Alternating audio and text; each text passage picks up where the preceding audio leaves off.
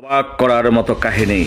মঙ্গলবার 23 সেপ্টেম্বর দুপুরবেলায় যশোর শহরে ঘটে যাওয়া কাহিনী ছড়িয়ে পড়েছে সারা দেশে। এক নারীকে স্ত্রী দাবি করে যশোর শহরে হাতাহাতিতে জড়িয়ে পড়ে দুজন পুরুষ। 999 নম্বরে ফোন পেয়ে ঘটনাস্থলে গিয়ে তিনজনকে হেফাজতে নেয় যশোর কোতোয়ালি থানা পুলিশ।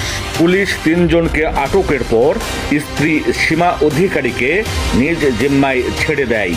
আর ওই নারীর স্বামী দাবি করা দুই পুরুষকে আদালতে পাঠানো হয়। গণমাধ্যমে প্রকাশিত খবরের ভিত্তিতে জানা গেছে, ওই নারী ফরিদপুর জেলার সদর উপজেলার বাসিন্দা।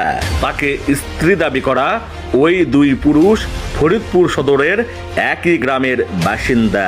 স্বামী বিকাশ অধিকারীর সাথে স্ত্রী সীমা অধিকারীর 36 বছরের সংসার। সম্প্রতি স্ত্রী সীমা অধিকারী পলাশ কুণ্ডুর সাথে প্রেমের সম্পর্কে জড়ায়।